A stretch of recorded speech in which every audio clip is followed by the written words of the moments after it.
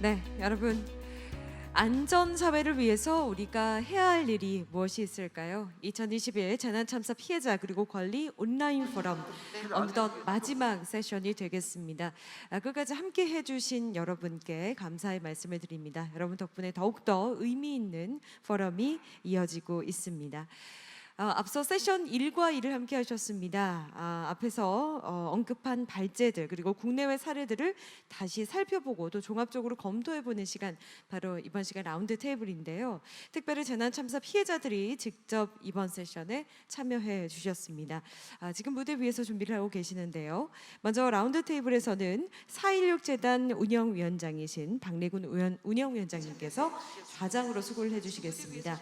그리고 오늘 전문가 패널로 유혜정 경상대 학술연구 교수님, 그리고 피해자 토론자로 2.18 안전문화재단 전재영 사무국장님, 사단법인 4.16 세월호 참사가족협의회 유경근 집행위원장님, 제천화재 유가족협의회 민동일 선생님, 태안사설해병대 캠프 참사 피해자 이후식 선생님, 인현동 화재 참사 유족회 이재원 회장님, 그리고 스텔라 데이지호 대책위원회 허경주 선생님께서 말씀을 해주시겠습니다. 모두 자리가 정돈이 된 것 같은데요. 좌장님께 마이크를 넘겨서 세션 진행 부탁드리겠습니다. 대책위원회 허경. 예, 오늘 포럼의 마지막 순서 라운드 테이블 사회를 맡은 저는 4.16 재단 운영위원장 박래군입니다. 예, 반갑습니다. 예, 오늘 하루 종일 포럼을 진행을 했고요. 그래서 1섹션, 2섹션 이렇게 이제 거쳐서 이제 라운드 테이블까지 왔습니다. 저희가 이제 재난 참사 피해자 그리고 권리에 대해서 이제 두 번째 이런 포럼을 하는 겁니다. 2019년에는 오프라인에서 좀 진행을 했었고요. 이번에는 이제 코로나 상황 때문에 온라인 포럼으로 이렇게 진행을 하고 있습니다. 그럼에도 불구하고 지금 유튜브나 이런 쪽에 이제 많이 이렇게 실시간으로 이렇게 들어와서 함께 해주셔서 너무 고맙고요. 저희들 오늘 여기에 자리하신 분들 얘기를 들은 다음에 여기 오늘 참가하신 오프에서 참여하시고 온라인으로 참여하신 분들 질문하시고 토론할 수 있는 시간을 좀 드릴 거니까 질문들 많이 남겨주셨으면 좋겠습니다. 한 분 한 분 좀 소개를 좀 드릴 텐데요. 맨 처음에 저를 보고 맨 끝에부터 하겠습니다. 여기 태안 해병대 캠프 이우식 선생님 나와 계십니다. 예, 사건에 스텔라데이지호 대책위의 허경주 선생님 나와 계십니다. 네. 그다음에 제천 화재 사건의 민동일 선생님 나와 계십니다. 예, 그리고 제 옆에는 인현동 화재 참사 유족회 이재원 선생님이 나와 계시고요. 제 오른쪽으로는 대구 지하철 참사 전재영 사무국장님 나오시고요. 그리고 세월호 참사 가족협의회 유경근 선생님 함께하고 계시고, 그리고 방금 전 섹션에서 발표하셨던 유혜정 선생님 맨 끝에 자리하고 계십니다. 예, 먼저 피해 당사자들이 지금 여기 올라와 계신데요. 피해 당사자분들이 5분씩 각각의 사건들, 그래서 자기의 피해자로서 겪었던 어려움들에 대해서 먼저 말씀하시는 시간을 5분씩 드리도록 하겠습니다. 자료집에 나와 있는 순서대로 하는데, 인현동 화재 참사 유족회 이재원 회장님은 지난번 1섹션 때 순서를 잘못 착각을 하시고 먼저 말씀을 해버리셔서 이번 순서는 패스를 하시겠다고 그럽니다. 그래서 자료집 이거 참고를 해주시고요. 두 번째 사건인 그 태안 사설 해병대 캠프 참사 피해자이신 이후식 선생님부터 이 피해자로서 겪었던 어려움 5분씩 이렇게 말씀해 주셨으면 좋겠습니다. 예, 이후식 선생님 말씀해 주시겠어요? 안녕하십니까. 저는 2013년도 7월 18일 날 태안 안면도 그 해수욕장에서 해병대 훈련 도중에 사망한 공주 사대보고 5명 아이 중에 병학의 아빠 이후식입니다. 이렇게 온라인상으로 만나 뵙게 돼서 반갑다고 해야 될지 이렇게 참석하게끔 해주신 거에 대한 감사를 어떻게 표현해야 될지를 모르겠습니다만은, 일단 저는 이 자리가 저 한 사람의 과거가 아닌 우리 모든 피해자들의 과거의 시작이고 그 시작은 끝이 없다라는 것을 먼저 전제로 해서 말씀드리고 싶습니다. 먼저 저희 태안 해병대 캠프의 진실 규명은 사실 전혀 법적으로 이루어진 부분이라든지 언론에서 발표된 내용과는 전혀 다른 상황으로 매듭이 지어져 있습니다. 그걸 단적으로 한 가지씩 설명을 드리면 우선 사고 경위를 간단하게 말씀드리면 수사기관에서 발표한 내용대로는 갯굴에 의해서 바다의 파도가 갑자기 크게 쳐서 아이들이 위험에 빠졌다라고 되어 있는데 저희들이 약 한 4개월 정도 현장과 주위 분들의 의견을 들어서 조사한 결과는 아이들이 해병대 캠프 훈련을 받기 한 달 반 전에 연안 사업이라고 해서 준설 사업이라는 게 있습니다. 준설 사업이라는 것은 모래를 채취를 해서 그 옆에 이제 백사장 해수욕장이 있는데 그쪽에 모래를 옮기는 그런 작업과 그리고 배가 진출입하는 데 있어서 그 진출입을 용이하게끔 하기 위해서 땅을 더 깊이 파는 이런 작업을 준설 작업이라고 하고 연안 사업이라고 합니다.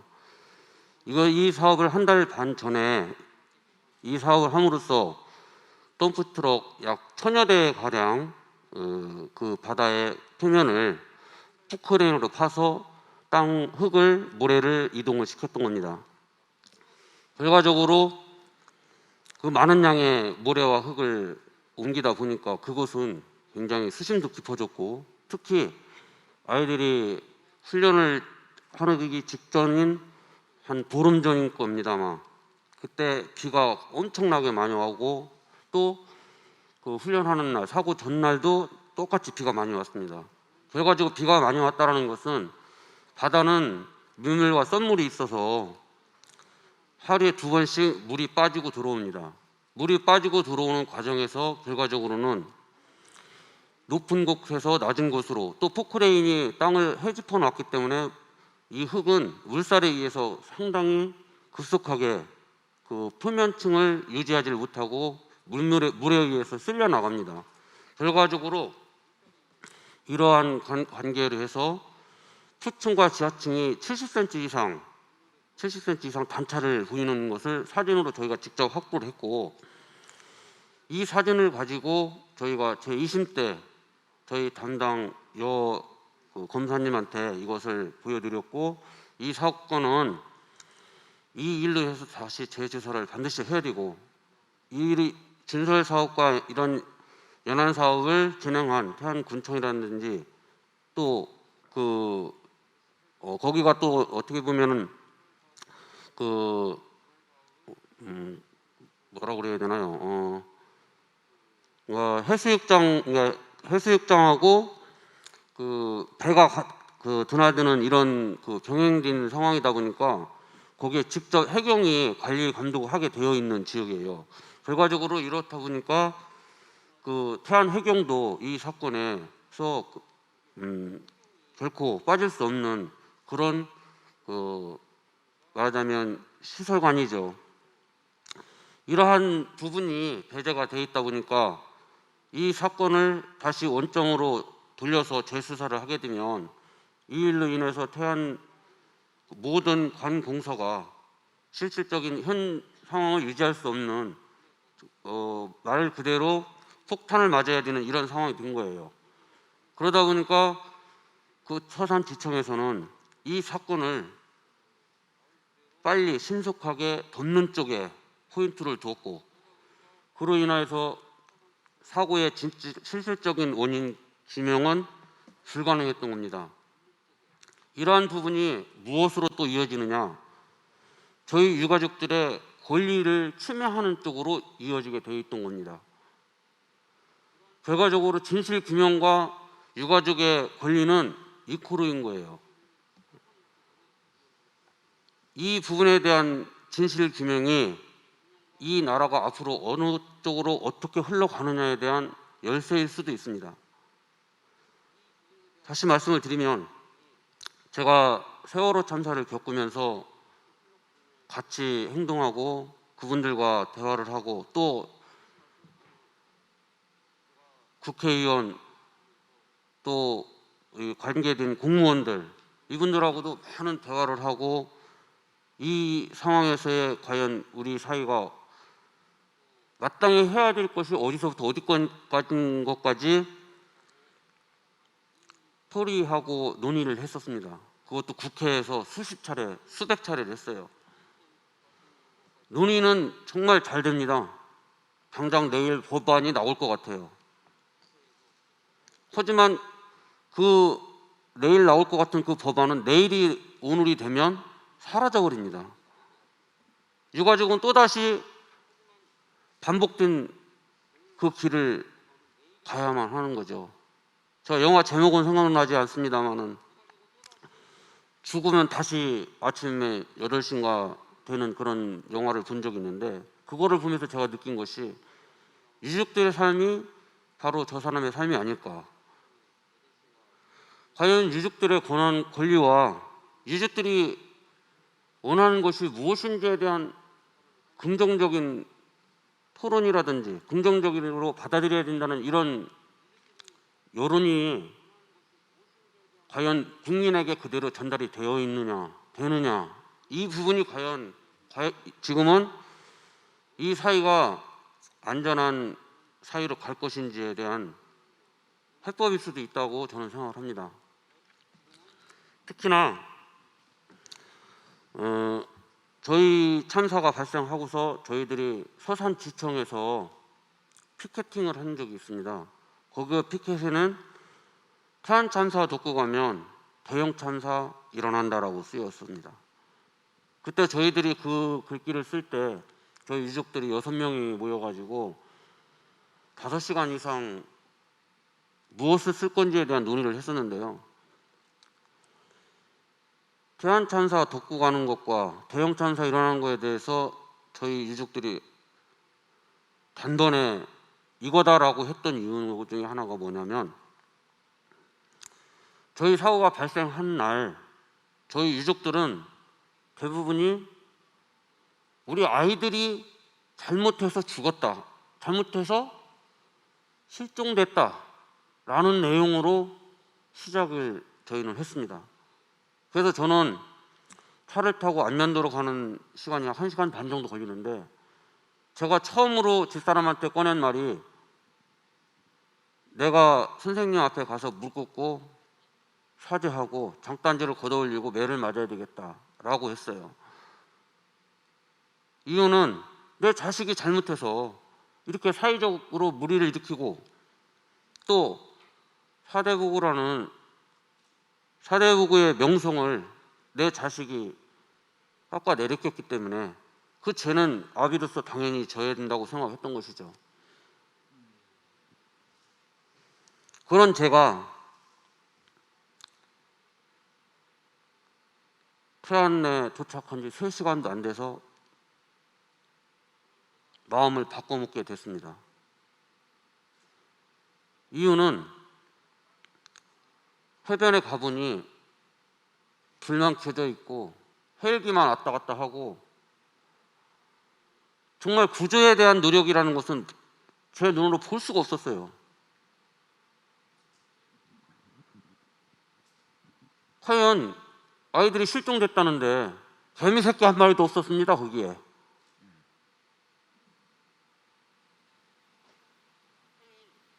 그 현장에서 제가 느낀 거는 이건 뭔가 잘못됐구나. 이거 뭔가 잘못됐어. 뭔가 해야 돼. 라는 생각을 저는 직관적으로 했고 우리 아이가 다음날 맨 마지막으로 인양이 됐는데요.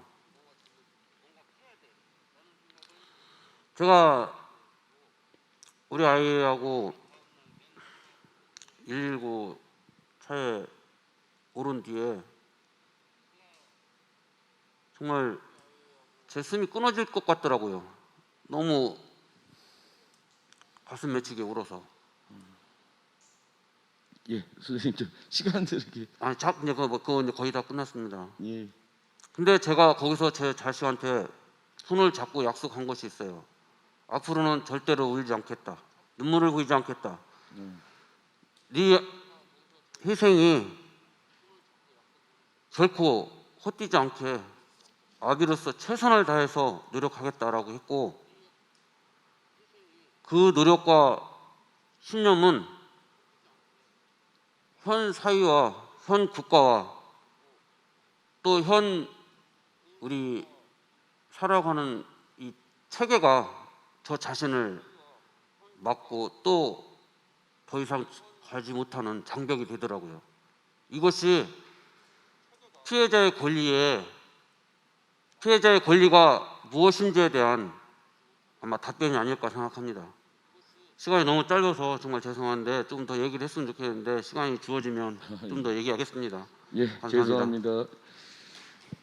그 저희 자료집에 73페이지에 좀 있거든요. 그래서 온라인으로 이렇게 참석하시는 분들은 자료집 다운 받으셔서 73페이지에 들어가시면 그 태안 사설 해병대 캠프 그 사건과 관련된 간략한 그 개요들이 있습니다. 우리 이우식 선생님이 여기 자료집에 방금 전에도 말씀하셨는데 그 현수막에 슬로건 쓴 게 태안 참사 덮고 가면 대형 참사 일어난다라고 썼다고 그랬잖아요. 근데 그 슬로건 걸고 싸운 지 1년도 안 돼서 세월호 침몰 참사가 이어지다 보니까 저희 유가족들은 찢어진 가슴을 치며 또 한번 통곡했다라는 얘기가 나옵니다. 참 이렇게 참사를 덮으면 다시 또 그런 다른 참사가 또 일어난다고 하는 걸 또 확인할 수 있었습니다. 예, 다음에 스타레데이지호 허경주님 얘기 듣도록 하겠습니다. 예, 스타레데이지호는 자료집에 80몇 페이지죠? 86페이지부터 있습니다. 네, 저는 스텔라데이지오 대책위원회 부대표 허경주입니다. 자료집에도 올려놨듯이 저희가 스텔라데이지호 침몰 사고가 일어났던 날은 박근혜 전 대통령이 구속되던 날이었어요. 그리고 한편으로는 세월호가 목포 신항으로 인양되던 날이었습니다. 당연히 언론의 관심들은 모두 다 박근혜 대통령 사건 그리고 세월호 참사 이후 세월호의 인양으로 이어질 수밖에 없었고요. 상대적으로 저희 스텔라데이지호 사건은 언론의 관심을 받지 못했었어요. 그리고 그때 바로 등장했었던 황교안 권한대행 같은 경우 스텔라데이지호 사건이 계속적으로 언론에 노출되는 것을 원하지 않았던 것 같습니다. 그래서 스텔라데이지호의 선사 폴라리스 쉬핑과 그 정부에서는 빨리 저희 사건을 덮으려고만 했었죠. 그렇다 보니까 저희는 당시 전혀 시민단체 또는 법률적인 조력을 아무것도 받지 못했었습니다. 그렇다 보니 저희 같은 경우에는 이후의 모든 과정에서 항상 선례를 만들어 나가야 하는 부담이 있었어요. 일단 스텔라데이지호 같은 경우에는 해양 사고가 있었을 때 세월호 이외에 선원들 대상으로 사고가 있었던 케이스에서 2개월 이상 싸움을 이어갔던 최초의 선례입니다. 저희는 현재 4년이 넘도록 진실규명을 위해서 싸우고 있거든요. 그리고 폴라리스 쉬핑이라는 회사에 대해서는 제대로 이 스텔라데이지호 침몰로 인하여 기소조차 이루어지지 않고 있는 상황이지만 이 이외에 선박안전법이라는 세월호 참사로 인하여 선박들의 안전한 운행을 도모하고자 만들어졌던 법안을 위반했다는 이유로 1심에서 유죄가 선고된 건이 있는데요. 그렇게 선박안전법 위반으로 유죄가 인정되었던 것도 스텔라데이지호 폴라리스 쉬핑이 최초라고 합니다. 그리고 이 이외에도 저희가 스텔라데이지호의 침몰 원인을 정확하게 밝히기 위해서 정부를 대상으로 싸우던 그 와중에 저희가 최초이기 때문에 선례를 만들어야 하는 케이스들이 굉장히 많았습니다. 가장 큰 것은 대한민국 역사상 최초로 스텔라데이지호는 심해 3,500m에서 심해 수색을 실시하게 만들었습니다. 그리고 우리나라 역사상 최초로 선박의 블랙박스를 인양하기도 했습니다. 하지만 그 블랙박스는 원인을 알 수 없게 훼손되어서 선박의 침몰 원인을 밝히는 데 전혀 도움이 되지 못했어요. 그것과는 별개로 심해 수색을 하는 그 도중에 선원들의 유해가 발견된 것이 있습니다. 하지만 대한민국 정부는 그 선원들의 유해가 눈앞에 뻔히 보임에도 불구하고 사람의 뼈라는 것이 너무 명확하게 보임에도 불구하고 수습하지 않고 그냥 돌아와 버렸습니다. 그리고 스텔라 데이지호의 침몰 원인을 밝히기 위해서 그 이후에도 국회에서는 계속적인 노력을 해주셨고요. 작년 9월 같은 경우에도 국회에서 스텔라 데이지호 2차 심해수색 추진을 위한 공청회가 열리기도 했습니다. 그 공청회에서 결론이 이렇게 났어요. 스텔라 데이지호의 2차 심해수색을 하면 현존하고 있는 기술들로, 과학 기술들로 충분히 침몰 원인을 밝힐 수 있다. 그리고 선원들의 유해도 데리고 올 수 있다. 또 선박에 남아있는 한 개 더 있는 블랙박스도 인양해 올 수 있다. 하지만 부족한 것은 국가의 의지이다. 이렇게 결론이 났습니다. 바꿔 말하면 스텔라 데이지호가 침몰하게 된 것은 인재였음에도 불구하고 이 사건을 해결하지 않으려고 하는 어떤 보이지 않는 힘이 작동을 하면서 그로 인해서 참사가 재발하는 이 악순환이 이어지고 있다는 것이거든요. 스텔라 데이지호는 단순한 선박이 아니었습니다. 세월호 때와 마찬가지로 일본에서 만들어졌던 배를 낡아 빠져서 폐선하려고 했을 때 중국에서 개조를 했고 그를 통해서 유조선을 화물선으로 개조하여 운항했던 사례입니다. 이 화물선으로 개조한 것을 승인해줬던 건 국가입니다. 뿐만 아니라 이 선박의 안전 점검을 제대로 하지 않았던 것은 해양수산부의 위탁을 받았던 한국 성급입니다.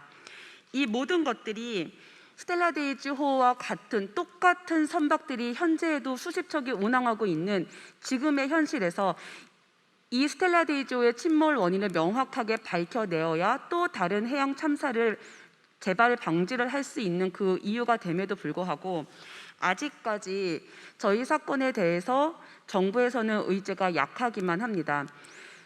이번 발제를 처음 의뢰를 받을 때 저희 피해자들이 이 스텔라 데이지호 사건 이후로 어떤 점이 가장 어려웠는지에 대해서 발제를 해달라고 요청을 받았었어요. 아까 다른 분들 발제에서도 나왔던 이야기가 반복됩니다만 해양계라는 것도 역시 일명 해피아라고 하는 알지 못하는 집단이 존재하는 곳이죠. 그렇다 보니까 저희 스텔라 데이지호를 도와주시는 분들은 해양수산부 쪽에서 혹은 해양계 쪽에서 알게 모르게 많은 압박을 받는다고 합니다. 그래서 해양계라는 특수성 때문에 저희 사건에 대해서 도와줄 수 있는 전문가들이 굉장히 부족한 실정이에요. 하지만 이 스텔라 데이지호는 일어난 배경이 바다이기는 합니다만 다른 참사들과 마찬가지로 이윤만을 추구하는 기업들 그리고 이런 기업들을 수수방관하고 있는 정부의 무책임한 태도 이런 것들이 하나로 합쳐지면서 발생했던 사고입니다. 그리고 아까도 말씀드렸듯이 똑같은 사고들이 발생할 수 있는 그런 개연성이 굉장히 높거든요. 비록 대한민국 정부가 2차 심해수색이 기술적으로 가능함에도 단순히 예산을 이유로 들면서 아직까지 수색을 하지 않고 있고 그로 인해서 바닷속에 잠들어 있는 저희 가족들이 여전히 돌아오지 못하고 있지만 저희 가족들은 여기서 포기하지 않으려고 합니다. 그 이유는 이런 포럼에 참석하게 될 때마다 저희가 배우는 것이 있어요. 포럼에 참석하면서 그저 우리가 이런 투쟁을 하고 있습니다. 이런 사람들이 여전히 있습니다. 라고 기록을 남기는 것에서 그치는 것이 아니라 앞서 있었던 다른 세션에서의 발제들을 보면서 저희가 그동안 피해자로서 겪었던 수많은 불합리한 대우들 그것이 내가 미처 법적인 지식이 없었기 때문에 어떤 것이 정확하게 문제가 되는지를 파악하지 못한 채로 그냥 덮어두고 지나갔었지만 이제 와서 보니 그것이 내가 정말 부당한 대우를 겪었던 것이로구나. 그렇다면 또다시 나와 같은 피해자들이 발생하지 않게 하기 위해서 그리고 또 다른 참사가 발생했을 때 조금 더 신속하게 제대로 된 진실 규명이 이루어질 수 있게 하기 위해서 내가 여기서 멈추면 안 되겠구나 라고 제가 스스로가 한 단계 더 성장하는 것을 느낍니다. 저는 지금까지 보였던 수동적인 그런 소극적인 피해자의 모습이 아니라 제 가족의 명예를 찾기 위해서 그리고 제 가족을 다시 제 옆으로 데리고 오기 위해서 그리고 저희 가족들과 같은 피해자가 또 다시 생기는 것을 방지하기 위해서라도 이제는 조금 더 적극적인 피해자로 변화하려고 합니다. 그렇기 위해서 저희는 앞으로 계속 투쟁을 할 거고요. 그리고 앞서 세션에서 발표해 주셨던 오지원 변호사님 그리고 유혜정 교수님의 발제를 듣다가 저희가 한 번 더 느끼게 된 것이 있습니다.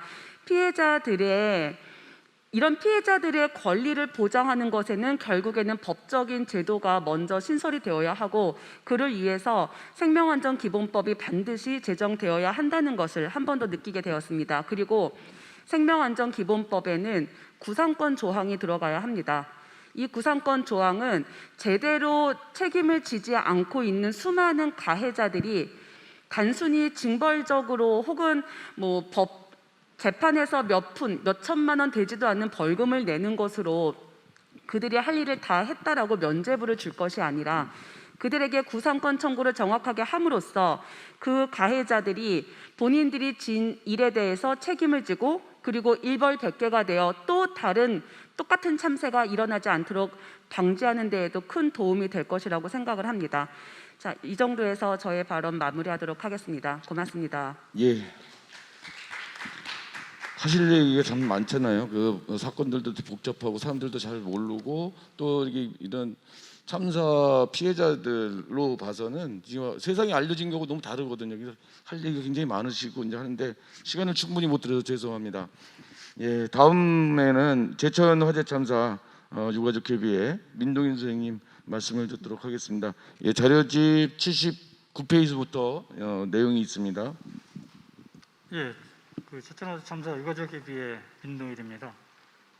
저희가 그 진상 규명을 위해서 그동안 하면서 피해자로서 어려운 점들이 좀 있는 걸 간략하게 말씀드리겠습니다. 먼저 그 참사 원인을 간략하게 보면 저희는 세 가지로 보고 있습니다. 첫째로는 건물의 내부 불법 증축이 문제가 됐었고요. 두 번째로는 건물주 및 건물 관계자들의 안전 불가침 및 보호 의무 위반입니다. 전기를 흐르게 한 상태에서 부주의하게 전기 열선 작업을 하다가 화재가 발생을 했는데, 이런 어떤 안전 불감증이나, 그다음에 비상구 쪽에 있는 1층 방화문을 항상 사무실 문으로 사용하다 보니까 그걸 열어놓고 있었습니다. 그래서 어찌 보면 비상구 쪽으로도 진출하기가 어렵게 만들었던 그런 불감증. 그다음에 건물주가 자기 혼자 살겠다고 거기 있는 건물 내부에 있던 고객들은 대피 유도를 하지 않은 채 혼자 9층으로 올라가서 생존했던 그런 보호의무 위반. 크게 세 가지로 보는데요. 그중에 두 번째가 그렇고요. 세 번째는 그 무능한 소방의 대응입니다. 저희가 가장 크게 지금 이슈를 하고 유가족들이 진실 규명을 하기 위해서 하는 게 지금 이 세 번째 소방의 대응입니다. 그 소방에는 표준 작전 절차 SOP라고 해서 소방 지휘관은 한번 돌아보는 원칙을 사고 현장에 나가면 꼭 보게 돼 있습니다. 그 이유가 왜 그러냐면, 전체적인 걸 둘러보고 어떻게 진압을 하고 화재를 어떻게 인명을 구조할 건지를 알아야 되기 때문에 그렇습니다. 근데 여기에 나왔던 소방 지휘관은 전혀 돌아보는 원칙을 준수하지 않았어요. 또한 119 상황실에서 소방 지휘관한테 건물 내부에 요구조자가 있다는 것을 알렸는데도 불구하고 소방이 무전이 불통이에요. 장비를 그동안 관리 안 했다는 얘기죠. 그래서 공용 휴대폰으로 3회에 걸쳐서 알렸음에도 불구하고 소방 지휘관은 전혀 구조 지시를 하지 않았습니다. 뿐만 아니라 옆에 있는 소방관들한테도 원래는 알려줘야 됩니다. 그래야 그쪽으로 유도를 하면서 먼저 진압을 하게 되는데 그 역시 알려주지도 않았어요. 그다음에 소방 인력을 제대로 배치를 해서 했더라면 그나마 그래도 어떻게 해볼 그런 여지가 있었는데, 3층에 창문에 매달려 있던 한 분을 구하기 위해서 전체적으로 초반에 출동했던 소방관들이 26명이었는데 그 중에서 무려 소방관 7명이 달라붙었어요. 차라리 그걸 분산해서 내부로 진입을 했더라면 일부라도 구할 수 있었는데 그것도 전혀 하지 않았습니다. 그래서 무전이 불량하거나 굴절차가 도착을 해서 8층에 있는 사람을 한 명 구하는데 무려 1시간 이상 걸렸습니다. 제천 화재 참사에서 인명을 구조한 그 인원이 5명인데요. 그 중에서 3층에 있는 거 1명, 그 다음에 8층에 있는 분 1명에서 2명만 소방관이 구하고 9층에 있던 3명은 민간인 사다리차가 구했습니다. 이렇게 불절차에 대한 어떤 조장 비식이나 훈련 부족, 이런 어떤 관리 부실에 의한 그 장비들의 부실, 이런 것들, 그다음에 대응 단계, 소방 대응 단계를 빨리 하게 되면 지역이 달라도, 도가 달라도 가까운 데서 빨리 올 수 있습니다. 근데 일단 대응 단계를 늦게 하니까 오히려 충주나 이런 쪽보다 제천에서는 원주 신림이나 영월에서가 훨씬 가까워요. 그럼 그쪽에서 빨리 올 수 있게끔 했어야 되는데 그런 걸 전혀 하지 않았습니다. 근데 제천에서 3사 이후에 소방의 대응 단계 체계를 바꿨더라고요. 일단은 최고 단계를 하고 상황을 봐서 단계를 낮추는 형태로 바꿨는데 이 당시에는 대응 단계가 늦었다, 이렇게 말씀을 드리겠습니다. 이러한 여러 가지 잘못된 부분이 있기 때문에 저희 유가족들이 이 소방에 대한 부분을 계속 진실규명을 하기 위해서 그동안에 싸워왔던 것입니다. 진실규명의 책임자 처벌에 대한 부분을 저희들이 보는 관점에서 봐서는 일단 진실규명이 없어요.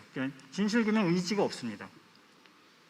저희 참사가 일어난 이후에는 대통령님을 비롯해서 뭐 주무장관, 국회의원, 뭐 지자체장, 온갖 분들이 다 왔었어요. 와서는 하는 얘기가 다 그겁니다. 걱정하지 마라. 걱정하지 말고 일 처리만 제대로 하면 다 해줄게. 뭘 해줍니까? 해주기는. 왔다가 간 이유 그뿐이에요. 저희 유가족들이 지금까지 왜 이렇게 희생이 컸는지 그 원인이 좀 알고 싶은데도 불구하고 누구 하나 지금 그런 걸 알려주는 주체가 없습니다. 소방청의 합동조사도 실시하면서 제 식구 감싸기에 급급해요. 조사 보고서를 1차로 내놓고 저희들이 강력하게 항의하니까 2차까지 갔습니다. 2차를 간들 뭐합니까? 역시 개선되는 부분 없이 이런 식으로 진실규명의 의지가 전혀 없다라는 점. 그다음에 국회에서도 마찬가지입니다. 행정안전위 평가소위를 구성해서 뭔가 할 것 같이 열심히 하려고 합니다. 근데 회의를 제대로 못해요. 왜 못하느냐? 여당에서 반대를 합니다. 뭔가 밝히는 게 싫은 거예요. 뭔가 두려운 게 많은 겁니다. 그러다 보니까 보고서 하나 제대로 못 만들어요.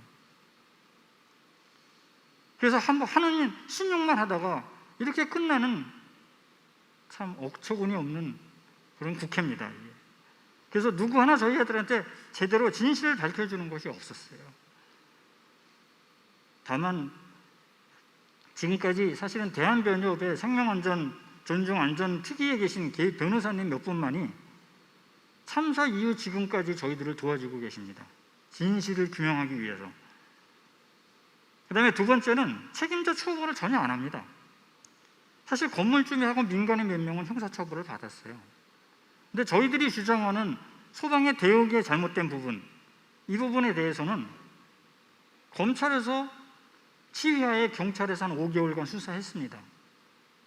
그래서 기소 의견으로 넘겼는데 검찰에서는 한 4개월간 가만히 갖고 있다가 어느 순간에 검찰 수사위원회에다 올립니다. 검찰 수사위원회에서 나와 있는 위원님들 간단하게 종이 몇 장 보고 판단해요. 그것도 비공개로. 그래서 불기소 권고를 하니까 검찰이 받아들여서 불기소를 처분했습니다. 수사심의위원회 위원들이 현장을 가봤습니까? 아니면은 경찰이 수사한 그 방대한 자료를 봤습니까? 무슨 근거로 했는지에 대한 알려주질 않아요. 오로지 지금 그 처벌을 안 하겠다라는 그런 모습만 보이는 그런 검찰의 행태였습니다. 그래서 저희들이 고등검찰청에 사실은 즉시 항고도 했어요. 항고장 내고 얼마 있어서 항고 이유서를 내려고 했더니 바로 기각 처리를 하더라고요. 그래서 법원에다가 재정 신청까지도 했는데 재정 신청을 하면 뭐합니까? 그 자료를 보기도 전에 그냥 기각 처분하는 거예요. 저희들이 주장하는 그런 부분들에 대해서 형사처벌을 하려는 생각을 갖고 있지 않았습니다. 29명이 희생시 돌아가시고 40명이 부상을 당한 이 참사로서 사실 건물 내부에 있던 분들은 한 분도 구조를 받지 못했어요. 이런 상황인데 과연 그 민간인 몇 명만이 책임일까요, 이게? 저희 진실규명에 대한 저희 유가족의 어려움이 하나 있었습니다. 소방청에서 합동조사를 하고 있는데 소방의 잘못을 인정하려고 하지 않아요. 모든 것은 뭐 불법 건축이라든지 불가항력적인 면만 강조를 하지요. 제 식구 감싸기에는 급급합니다. 저희들이 강력하게 1차 보고서 나오고 나서 강력하게 요청을 하니 2차까지 했습니다. 하기는. 그리고 우리가 추천하는 교수님까지도 위원으로 들어갔어요. 근데 소방이라는 데가 참 무섭더구만요. 우리가 추천한 교수님도 우리를 위해서 일을 하는 게 아니에요. 소방에 잘못 보이면 큰일 나거든요. 그러니까 오히려 우리를 설득합니다. 야, 소방에서 이렇게 얘기하는 게 이게 맞는 것 같아. 우리가 아무리 아니라고 항변을 해도 잘 안 들어줘요. 이러한 그 진실규명하기가 사실 너무나 어렵습니다. 사실 간단하게 두 가지만 저희가 좀 바라는 사항이 있어요. 아까 세션에서도 잠깐 말씀드렸는데 시민단체 좀 반성 좀 하십시오. 왜 차별을 합니까? 왜 차별을? 다 총구석에서 이름 없는 사람들이 그렇게 가니까 거기는 그냥 들여다보고 싶지 않은 모양이에요. 정말 반성을 좀 하시기 바랍니다. 언론 더 반성해야 됩니다. 한 가지 예를 들을까요? SBS 그것이 알고 싶다에 저희들 프로가 나왔었어요.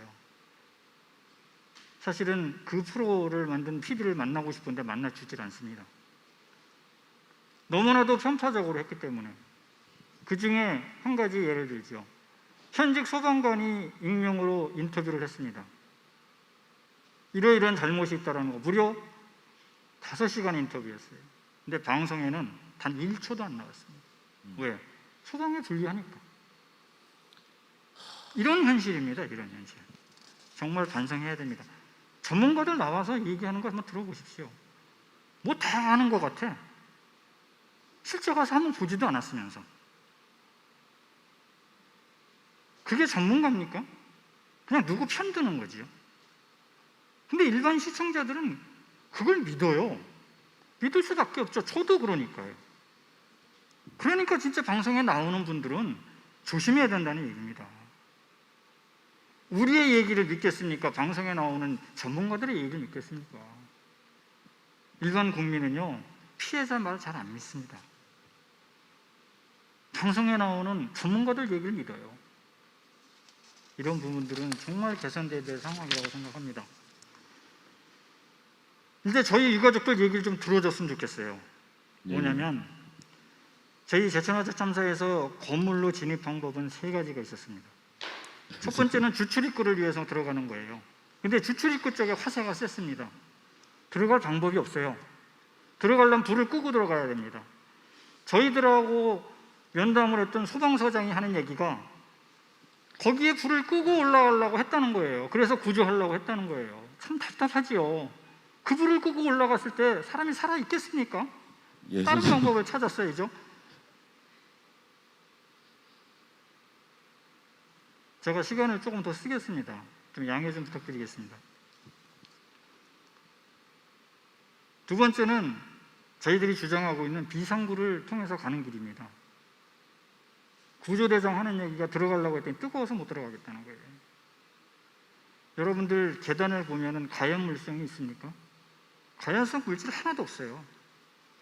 다만 아까 말씀드렸듯이 1층 비상구에 방화문이 안 닫혀 있어서 그쪽으로 연기하고 열기가 나왔던 겁니다.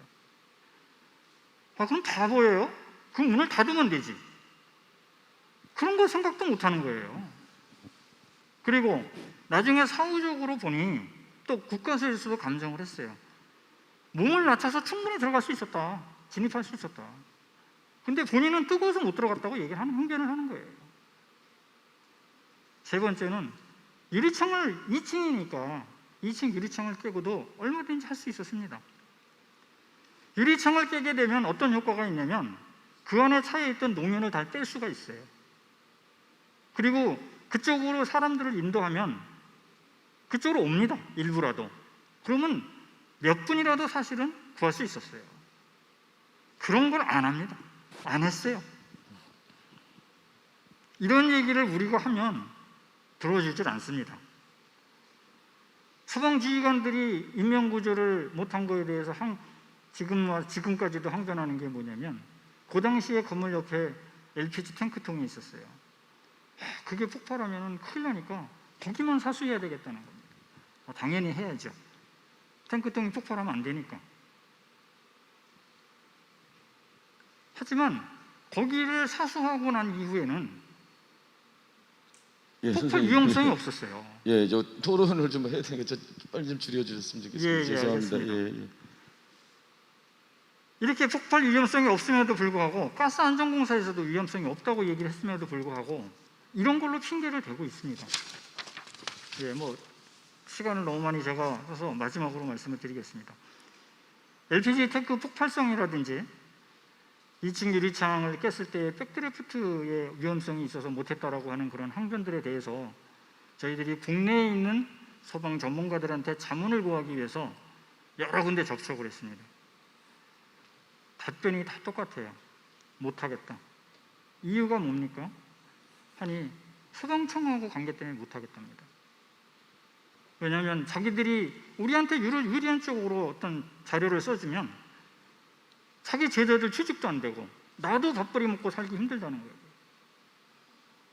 그래서 저희들이 하다못해 일본에 있는 유명한 대학교의 전문가들한테 의뢰를 해봤습니다.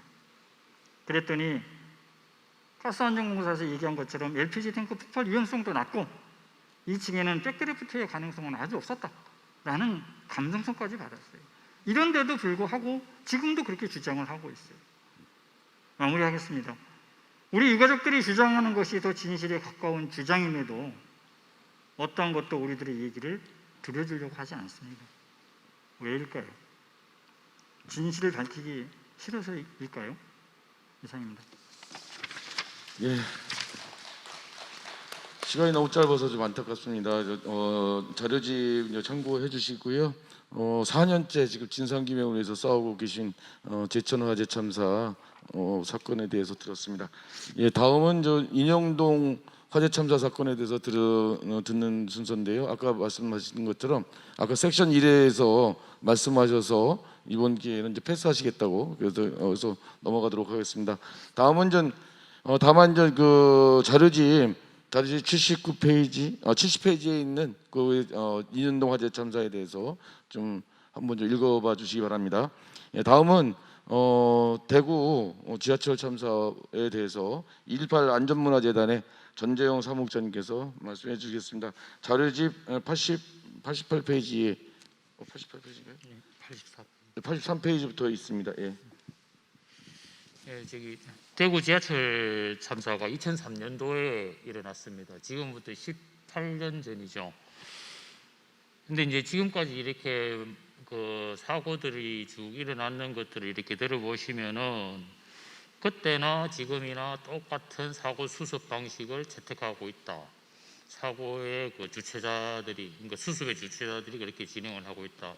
다시 말해서 어떤 그 단순화 또 축소 이런 쪽으로만 이렇게 밀고 가고 있다고 저는 생각을 하고 있습니다.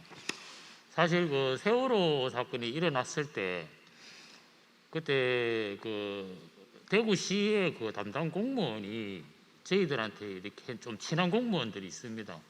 그런 분들이 우리한테 이야기했는 게 이 세월호 사건 때문에 지금 전화가 불통이 난대요. 그때 어떻게 했느냐? 2004년도에 당신네들 어떻게 했느냐? 이런 경우 어떻게 하면은 무난히 지나가느냐? 그런 의문들이죠. 그런 질문들이죠. 그런 질문들에 대해 가지고 우리 그렇게 그때 그렇게 했는데 뭐 지금은 어떨란가 모르겠다라는 그런 형태로 해가지고 그렇게 해서 이렇게 수습들이 진행이 되는 것 같아요. 제가 생각하기에는. 그래서 그때 2004년도에 사고 일어나는 사고 수습이나 지금 사고 수습이나 거의 비슷하게 지나가지 않느냐 하는 게 그 사고 수습의 과정인 것 같습니다. 2003년도에 일어났는 그 대구 지하철 참사도 그 단순화하고 축소가 마찬가지입니다. 그러니까는 그때에 뭐 김대한이라는 사람이 휘발유에 불을 붙여가지고 불이 났다는 거 하고 그 다음에 사고 나자마자 그 다음 날 신고했는 사람은 300여 명이 넘는데 피해자일 수 있다고 신고했는 사람은 300여 명이 넘는데 그런데 실종자로 73구 그다음에 이미 또 시신이 된 사람들 56구 이렇게 해가지고 126구로 이렇게 지정을 해버려요. 그래서 아마 뭐 추정이지만은 여기에 비슷할 거다. 그러니까 피해자로서는 환정을 하는 거죠. 내 가족이 지금 신고는 300명이 넘는데 내 가족이 여기 포함 안 될 수도 있다는 그런 생각들이 이렇게 의심들이 드는 거죠. 그리고 나서는 그냥 그 다음날 바로 물 청소를 해버려요. 참 바보 같은 짓인데 우리가 당했는데도 불구하고 지금 생각하면 참 바보 같은 짓인데 그래도 당할 수밖에 없어요. 왜냐하면 비공개적으로 그냥 스리슬쩍 해버렸기 때문에. 그 이후에 우리가 항의를 하니까는 시에서는 수습의 주체가 시죠. 시에서는 뭐 국과수에서 지하라서 이렇게 그 수습하기가 힘들어서 그렇게 했다. 그래서 국과수 담당자한테 가서 물어봤어요. 물어보니까는 우리는 그런 적 없대요. 그래서 다시 시에 물어보니까는 경찰에서 그랬는 것 같다. 경찰에서 그렇게 하는 게 좋다. 그리고 경찰에 가서 물어보니까 경찰에서 그런 적 없대요. 그러니까 이리저리 막 돌리는 거죠. 2003년도 상황이라서 좀 지금 하면 왜 그래 한심하게 했느냐 그렇게 할 수가 있는데 뭐 지금 내가 보기에 세월호도 한심한 거 많습니다. 자, 그런 게 있고 그 다음에 우리 가족 같은 경우에는 불이 탔기 때문에 가족이 얼굴을 알아볼 수가 없어요. 그래서 저게 내 가족의 시신이다 이렇게 우리가 눈으로 확인할 수가 없습니다. 그래서 판단할 수 있는 게 어떻게 할 수 있는가 하면 국과수에서 DNA가 나오면은 저게 당신의 가족이고 이렇게 하면은 아, 내 가족이구나 이렇게밖에 할 수가 없어요. 근데 대구시에서 그 국과수에서 또 했는 말이 그 일반 그 화장장이 약 한 800도가 되는데 지하에서 불이 났을 때 그 당시에 1000도가 넘을 수가 있다. 그래서 DNA가 안 나올 수도 있다. 그런 참 험악한 말을 들었는데 그 다음에 며칠 뒤에 대구시에서는 하는 말이 가족 이 사고의 피해자로 인정할 수 있는 사람은 DNA가 나오는 사람이거나 누가 그 지하철에 탔다는 것을 정인이 있는 사람만 인정할 수 있다. 다른 상황은 안 된다. 나 같은 경우에는 내 가족이 병원에 가가지고 병원에 예약을 해서 갔는데 그래서 사고가 났는데 그러면 그 예약했는 거 이런 건 안 되느냐 물어보니까 안 된대요. 그런 거. 그러니까는 아주 축소하려는 고생만 이렇게 하는 것 같더라고요. 뭐 시간상 뭐 할 말은 많은데 바로 옆에서 지켜보니까 참 안절부절이더라고요. 좌장께서. 그래서 그냥 몇 가지들만 중요 나오는 것들만 이렇게 말씀을 드리겠습니다. 그리고 나서 이제 합동 분향소를 만들어야 되는데 물론 시신을 수습하는 과정에서 합동 분향소를 이렇게 만들어야 되는데 시에서는 원래 그 시에서 해줘야 되는 거거든요. 시에서는 합동 분향소를 만들 실내에 조그만하게 하자 이거예요.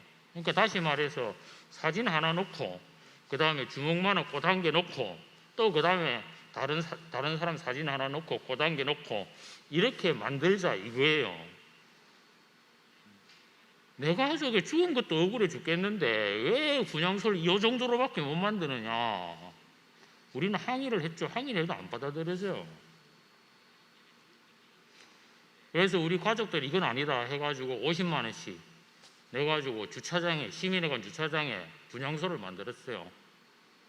그래 막 만드는 과정에서 또 그걸 또 때리 부술라고 이놈 개새끼 같은 이 대구시 개새끼들이 와가지고 때리 부술라고 또 왔어요.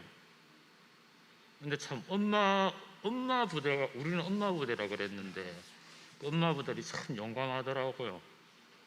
남자들은 항의하고 뭐 물론 남자들이 몇몇 없어서 그랬지만은 그 어머니들이 그 남자들 나 죽여라 머리 들어가면서 그 항의하고 이러니까 마치 때리지는 못하더라고 그 사람들이. 그렇게 해가지고 지켜냈는 거죠. 그렇게 해가지고.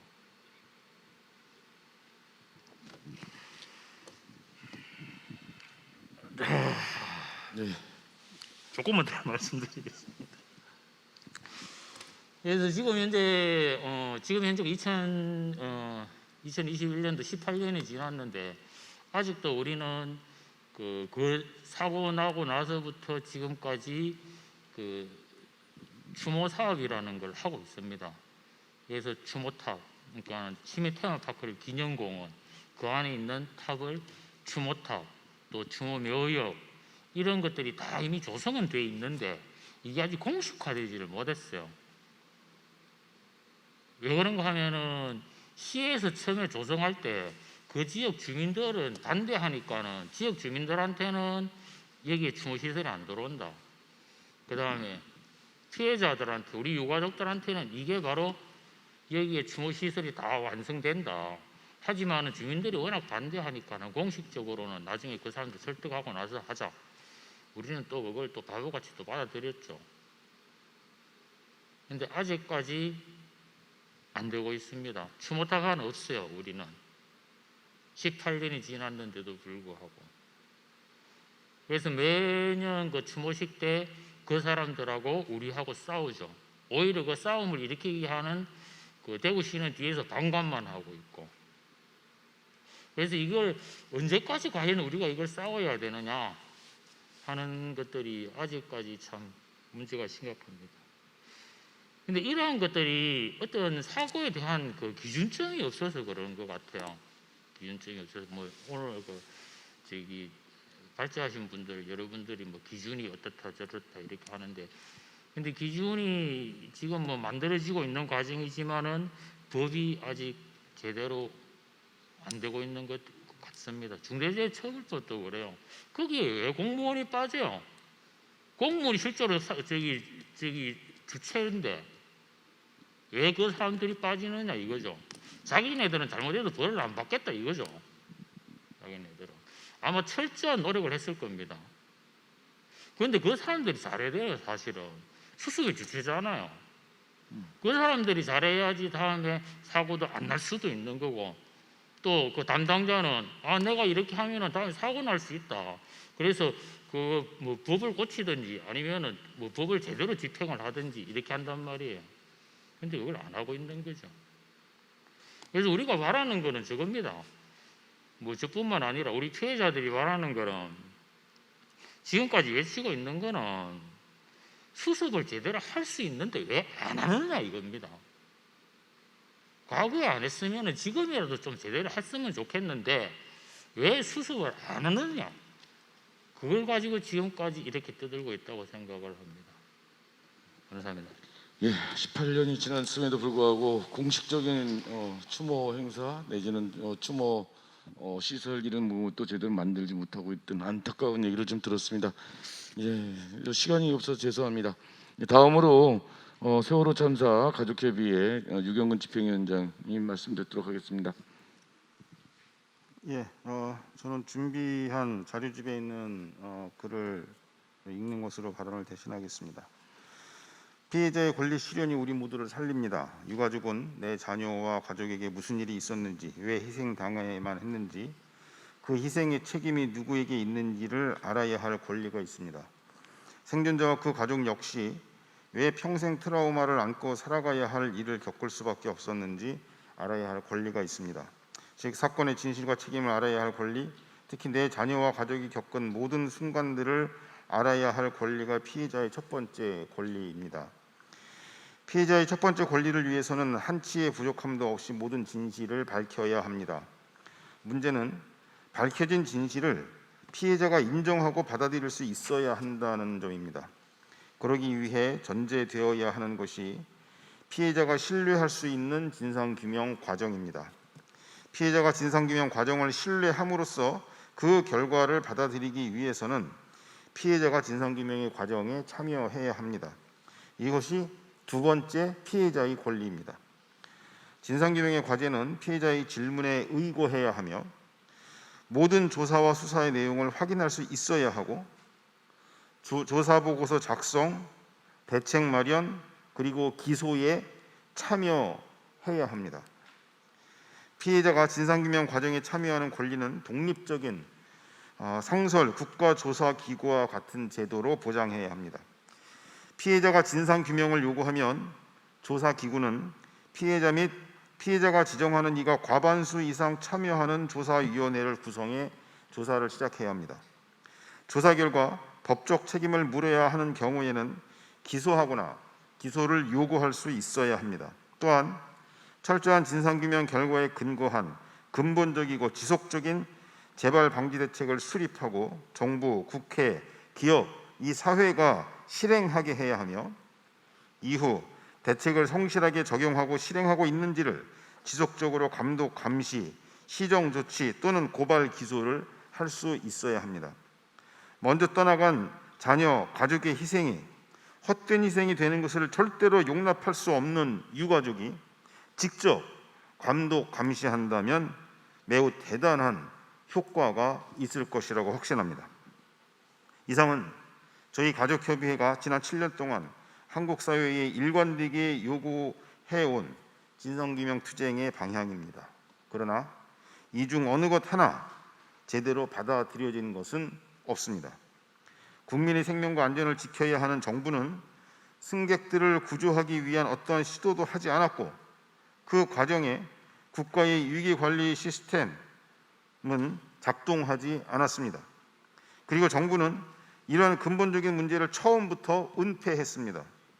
컨트롤타워의 부재에 대한 진상규명 요구에 대해 불법적인 유가족 사찰, 여론 조작, 특별조사위원회 강제 해산으로 대응했습니다. 동시에 세월호 참사는 교통사고이며 어쩔 수 없는 희생이라는 거짓 프레임을 만들었고 언론과 전문가들은 이를 사실인 양 유포했습니다. 그리고 피해자가 진상규명 과정에 참여하는 것은 비전문적이고 비합리적이고 비상식적이며 진상규명의 중립성을 침해하는 것이라고 호도했습니다. 진상규명의 중립은 있을 수 없는 개념입니다. 혹시 독립성과 혼돈한 것이라면 독립성은 사건의 책임자, 가해자 또는 권력으로부터 영향을 받지 않아야 한다는 뜻임을 분명히 알아야 합니다. 세월호 참사의 진실을 알아야 하는 피해자의 권리는 희생당한 자녀와 가족의 부재를 인정하고 달라진 일상을 시작하기 위한 것입니다. 세월호 참사의 진실을 찾는 과정에 참여해야 하는 피해자의 권리는 달라진 일상을 의미 있게 살아내기 위한 것입니다. 동시에 이 두 권리는 우리 사회가 세월호 참사를 딛고 국가 범죄로부터 안전한 사회, 살아야 할 사람들이 죽지 않는 사회, 생명과 안전을 가장 소중한 가치로 여기는 새로운 공동체를 만들어가는 출발점입니다. 오로지 피해자만 아는 경험과 관점과 헌신을 새로운 공동체를 위한 소중한 자산으로 여길 때 비로소 7년 전에 304명 희생자들 앞에서 우리 모두가 했던 약속, 세월호 참사 이전과 다른 사회를 만들겠다는 그 약속을 지킬 수 있을 것입니다. 이상입니다. 고맙습니다. 예, 고맙습니다. 예, 세월호 참사 유가족들이 7년 동안 싸우면서 요구해왔던 것을 아주 집약적으로 이렇게 말씀해 주신 것 같습니다. 예, 저희 라운드 테이블이 뭐 충분히 이제 시간이 좀 많으면 좋은데 지금 이제 10여 분밖에 남지 않았습니다. 그래서 이렇게 좀 진행할까 합니다. 그 참여자 중에 사전 질문을 보내오신 분이 계시거든요. 해외에서는 지금까지 우리 재난 참사 피해자들이 하신 얘기를 들으시고 해외 참가자분은 우리 한국에서의 이 재난 참사 처리 방법이 어떻게 에 대해서 어떻게 비춰지고 있고 그래서 어떤 게 보완됐으면 좋은지를 간단하게라도 좀 들었으면 좋겠다는 의견이 있습니다. 지금 영국에 앤 에이어님이 지금 계시거든요. 그래서 그분한테 좀 듣고 저기 이제 앤 에이어님이 말씀해 주시는 동안에 유혜정 교수님께서 지금까지 이제 6사건의 피해자분들이 지금 말씀하셨잖아요. 여기 이제 피해자 권리 측면에서 좀 이렇게 좀 종합을 좀 해서 아주 잘 종합을 해주실 거라고 믿고 그 좀 종합을 좀 해주시고 그리고 마지막에 6사건과 관련된 6분 각 사건 관련한 6분이 나와 계시잖아요. 피해자 권리 측면에서 가장 문제가 되는 거 또 꼭 있어야 되는 것 한 가지씩만 말씀하시는 걸로 해서 라운드 테이블을 정리할까 합니다. 지금은 그 영국의 NA 의원님한테 사전 참여자 사전 질문. 자, 한국의 이제 재난 참사 사건을 좀 들으셨는데 6가지 사건에 대해서 들으셨는데 한국에서 재난 참사를 처리하는 방법이 어떤 게 문제가 있는지 또 한국에서 어떤 게 보완이 됐으면 좋은지 의견을 주시면 고맙겠습니다. 예, NA 의원님. 네, 감사합니다. 사실 저 개인적으로도 지금 여기 보니까 질문이 많이 있는데요. 네, 이제 일단 영국과 좀 비교를 해보자면 저희 같은 경우에는 두 가지의 청문회 형태의 심사가 지금 진행 중입니다. 심의가 진행 중입니다.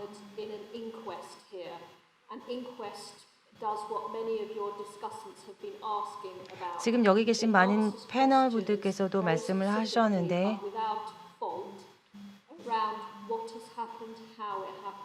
진상규명이 없다면 그리고 사람이 왜 죽었는지에 대한 원인의 어떤 규명을 알지 못한다면 문제는 해결할 수가 없습니다. 그런데 인퀘스트라고 하는 것, 즉 이러한 진상규명하는 차원에서 한국에서는 어떤 체계가 부족한 것 같습니다. 심사라든지 아니면 조사 과정에서 이런 부분들이 부족한 것 같고요. 그리고 두 번째로 이제 일종의 커멘트라고 할 수가 있겠는데요. 직접적인 피해자와 유가족들이 자신들의 증언들을 꾸준히 쉐어할 수 있고 공유할 수 있는 그런 장들이 마련되어 있어야 한다는 것입니다. 대중들이나 다른 국민들은 그 부분에 대해서 지처하거나 또는 사회에서 이것들을 무시할 것이 아니라 꾸준히 이에 귀를 기울여야 한다고 말씀드리고 싶습니다. 그래서 우리 희생자들이 그리고 피해자들이 지금도 여전히 목소리를 내고 있는데요. 그 점에 대해서도 감사드립니다. 감사합니다. 예, 고맙습니다. NA 의원님 지금 그 영국에 지금 새벽일 것 같은데 새벽까지도 계속 나가시지 않고 우리 저희 포럼에 함께해 주셔서 너무 고맙습니다. 예, 다음은 그 유해정 교수님 정리가 됐죠? 예, 유해정 교수님 발언을 듣도록 하겠습니다. 네, 정리는 안 됐지만 생각나는 걸 몇 가지 이야기 들으면요. 어쨌든 피해자들의 권리라고 했을 때 크게 세 가지 측면에서의 포장이 좀 필요한 것 같습니다. 세 가지 측면이라고 얘기하는 것은 재난에 대비할 수 있는 권리가 보장이 돼야 되겠죠. 그래서 제가 아까 재난 거버넌스라는 말을 썼는데 시민사회, 그다음에 시민들의 참여 없이는 지금같이 위험이 계속되는 위험 사회에서 위험에 대한 통제나 관리가 불가능하고 이런 위험이 발생했을 때 자구책으로 역량을 증진시킬 수 있는 그리고 무엇이 위험한가 위험하지 않은가를 구별할 수 있는 것들에 대한 권리의 증진이 필요하다는 점에서 재난을 대비하는 것에 있어서의 시민의 권리가 필요한 것 같고요. 두 번째는 재난 직후의 권리가 필요하죠. 예를 들어서 나와 내 가족에 어떤 위험이 닥쳤고 어떻게 지금 구조가 되고 있고 어떻게 재난이 수습되고 있는가.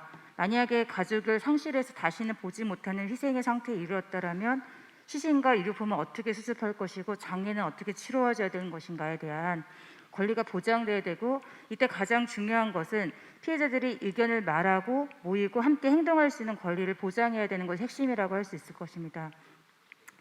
세 번째로 이야기할 수 있는 건 재난 이후겠죠. 그러니까 재난 이후에 진실을 밝히고 정의를 이룩하고 피해 회복을 받는 과정에서 이런 권리들이 보장될 것 같은데 아마 지금 앉아 계신 이 테이블에 계신 모든 가족분들은 재난 직후의 권리도 보장받지 못했고 재난 이후의 이 모든 권리를 보장받지 못했습니다. 그리고 우리가 가장 중요하게 이야기할 수 있는 것은 어쨌든 재난이 발생했을 때 재난을 통제하고 재난을 수습할 책임이 있는 건 지방자치단체와 국가입니다. 그렇다면 이것들을 누군가 견제하고 감시할 수 있어야 되는데 재난을 감시하고 견제할 수 있는 건 사실은 언론이라고 이야기할 수 있는데요. 언론이 지금까지 어떤 행태를 보았나라고 말씀드린다라고 이야기하면 정부가 내는 받아쓰기 보도를 했던 것뿐인 거죠. 그래서 이 재난을 감시하고 견제하고 균형을 맞추는 역할을 하기보다는 정부 편에 서서 지자체의 편에 서서 감시하고 균형을 맞추는 역할을 하지 못했다는 측면에서 또 다른 측면에서의 권리가 발생한다고 이야기할 수 있을 것 같습니다. 제가 앞선 발표를 들으면서 그런 생각이 좀 들었습니다. 사람들은 그렇게 생각한다라는 거죠. 재난 피해자의 권리를 보장하는 것이 마치 재난 피해자의 원한을 회복시켜 주거나 사회적인 복수를 하거나 아니 재난 피해자의 명예를 회복시켜 주는 거라고 곧잘 생각하는 것 같습니다. 근데 저는 전혀 그렇지 않다고 생각했습니다. 제가 앉아서 곰곰이 생각해 봤어요. 2년동 화재 참사가 나서 가족을 잃었죠. 사랑하는 자식을 잃었는데 그로 인해서 우리 사회가 얻은 것은 사실 인천의 청소년 문화회관이 됐습니다. 더 이상 갈 곳이 없는 학생들이 갈 곳이 있는 시설이 만들어진 것이죠. 2.18 대구 지하철 참사를 사람들은 정신병자의 소행으로 몰았는데요. 대구 지하철 참사 유가족들이 끝끝내 밝혀서 이거는 가연성으로 만들어진 대구 지하철의 문제였다라고 이야기했습니다. 그래서 지금 여러분들이 타고 다니는 그리고 제가 타고 있는 모든 지하철들은 불연성 소재로 만들었습니다. 불이 나면 그렇게 한꺼번에 불이 나지 않는 시스템으로 전환되게 된 것이죠. 태안 해병대 참사가 발생하고 나서 이제 극기훈련 장소로 해병대 캠프를 가지 않습니다. 해병대 캠프 자체가 굉장히 군사주의적이고 복종을 강요하는 공간이라는 인식이 만들어지기 시작했고 학생들이 그런 곳에 학교에서 문화체험을 가겠다라고 얘기하니까 진정을 내릴 정도로 문제가 됐습니다. 이런 말도 안 되는 극기훈련 자체가 사실 없어진 거죠. 제천 화재 참사가 나고 나서 불법 주차가 이루어지면 소방차 들어갈 때 다 밀어버리는 법과 제도가 만들어진 걸로 제가 알고 있습니다. 그리고 모든 방화 시설에 있어서 예전에는 방화문 소위 말하는 셔터라고 이야기하는 게 뭐 지상 3층 지하에 만들었는데 모든 층층마다 그렇게 방화가 발생했을 때 화재 전염이 더 이상 즉복되지 않도록 하는 걸로 제도가 개선된 걸로 알고 있습니다. 세월호 참사가 나고 나서 여러분들 다 아시는 것처럼 재난에 대해서 끝까지 진상을 규명해야 되는 것이 왜 중요한가, 피해보는 어떻게 이루어지고 추모 사업은 어떻게 이루어져야 되는가에 대한 사회적 합의가 사실 만들어지고 있다고 이야기할 수 있습니다. 이것의 가장 큰 수혜자가 누구인가를 사실 살펴보면 이미 자식, 가족, 사랑하는 사람을 잃어버린 사람이 수혜자가 되는 것이 아닙니다. 바로 이 자리에 앉아있는 여러분들과 제가 가장 큰 수혜자가 되는 것입니다. 그러니까 질문은 다르게 던져야 되는 것이죠. 왜 피해자들의 권리를 이야기하는가는 사실은 이들의 시민으로서 정치사회 사회 구성원으로서 권리를 보장하는 당연한 전제에 속한다는 것이고 또한 동시에 우리가 어떤 사회에 살고 싶은가에 대한 질문인 것입니다.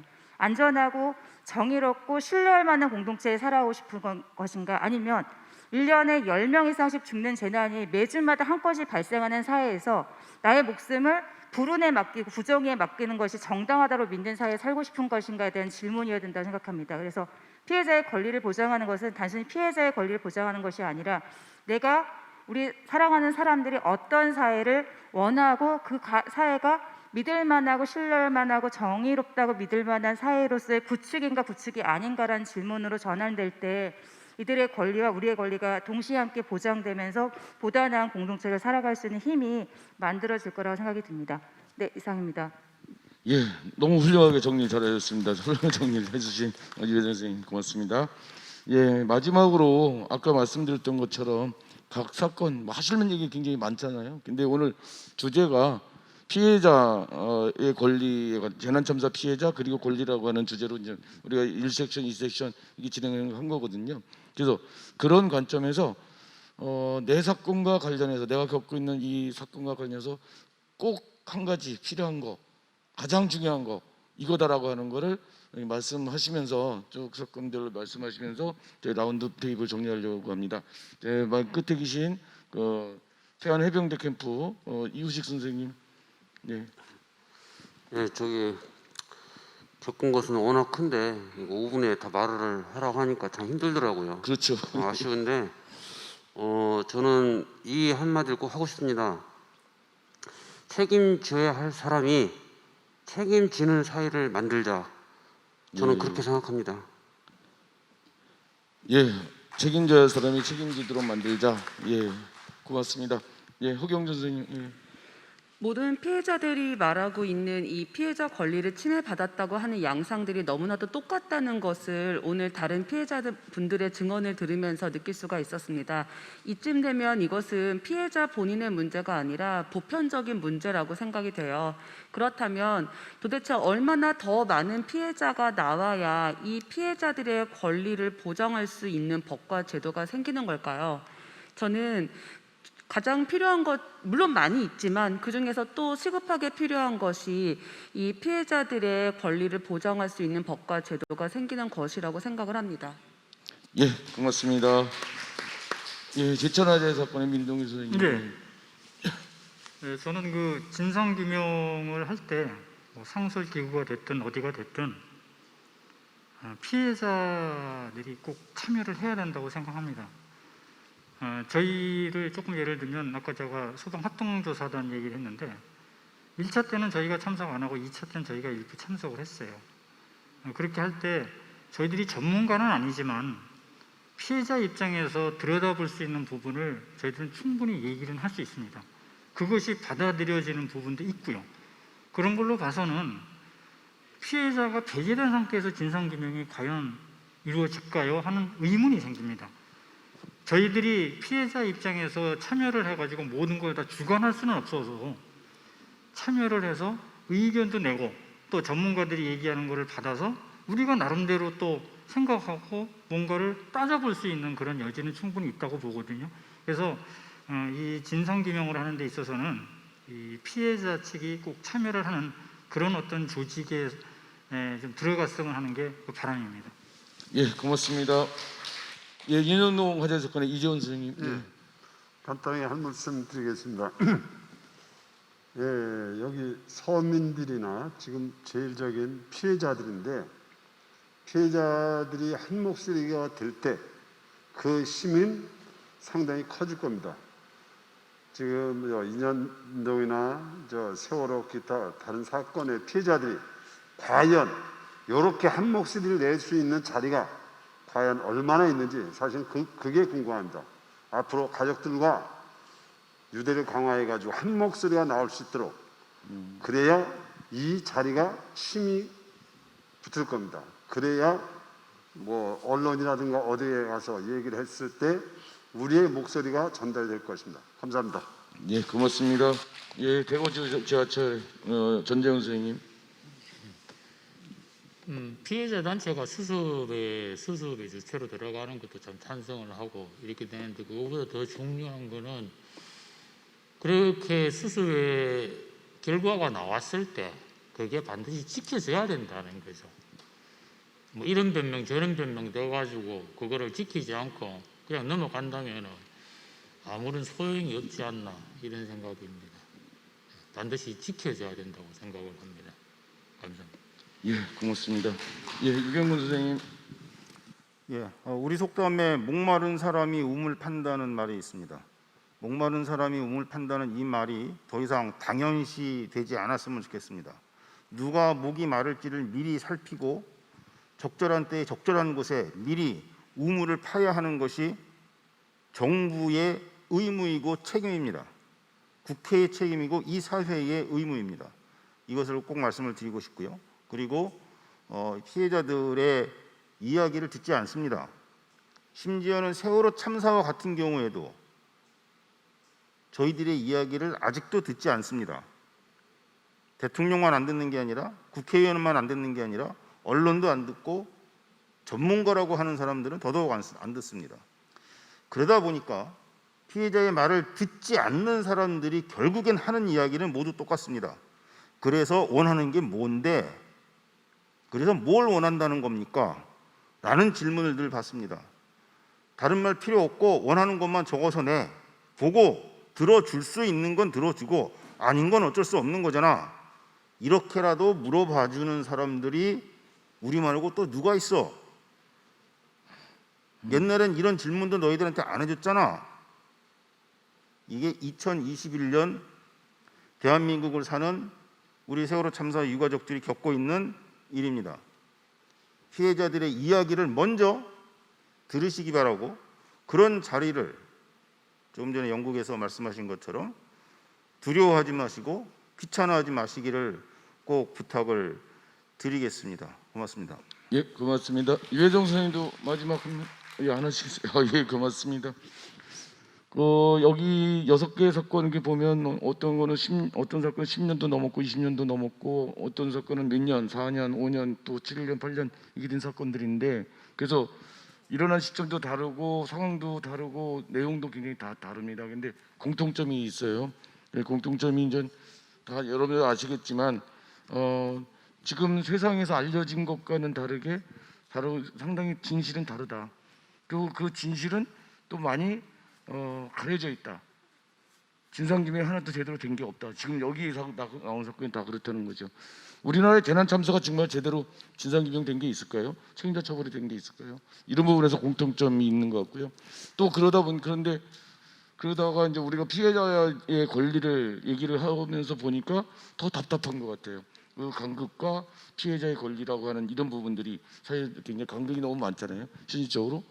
근데 저희가 이제 이렇게 현실에서는 이루어지지 않고 확보되지 않았다 하더라도 피해자의 권리를 다시 확인하고 우리가 갈 방향들을 점검하고 이렇게 하는 것은 중요한 것 같습니다.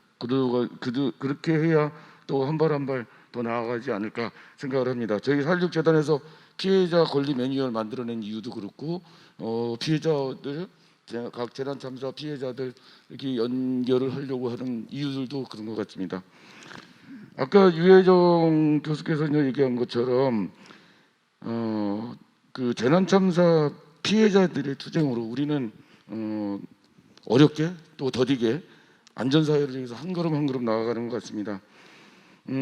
피해자의 권리를 보장해야 하는 이유 그리고 피해자들과 연대해야 하는 이유 거기에 있는 것 같습니다. 아까 유경건 선생님이 얘기한 것처럼 피해자들이 목마른 자들이 이제 우물을 파는 이런 상황이 아니라 우리 사회가 나라가 이런 참사의 피해자들의 그런 권리를 보장할 수 있도록 또 우리 사회가 그런 권리를 보장할 수 있도록 나가는 그런 부분들을 점검하는 그런 오늘 포럼이었던 것 같습니다. 이후에 4.16 재단에서도 계속적으로 재난 참사 피해자들의 권리를 확보하게 하는 그런 일에 관심을 갖고 계속 노력해 나가겠습니다. 예, 지금까지 아침부터 지금까지 이렇게 포럼에 참여해 주신 국내외 그리고 또 해외 연사분들 너무 고맙습니다. 모두 수고하셨습니다. 이것으로 오늘 포럼을 모두 마치도록 하겠습니다. 수고하셨습니다. 네, 위원장님 마무리 말씀까지 잘 해주셨습니다. 고맙습니다. 재난참사 피해자 그리고 권리 온라인 포럼 오늘 마지막 세션 라운드 테이블 함께 하셨는데요. 말씀하신 것처럼 오늘 아침 9시 30분부터 시작된 본 포럼 마지막까지 관심을 갖고 함께 해주신 온오프라인 참가자 여러분께 감사 말씀을 드립니다. 오늘 포럼 피해자 활동가 전문가들이 활발하게 의견을 내고 또 서로의 그런 이야기들을 공유하면서 성과 있게 마무리가 잘 되었는데요. 본 포럼 계속해서 한국 사회 대표적인 생명 안전 포럼으로 자리 잡혀 나갈 수 있도록 여러분 많은 관심을 부탁드리겠습니다. 이렇게 해서 오늘 포럼 마지막으로 인사를 드리도록 하겠습니다.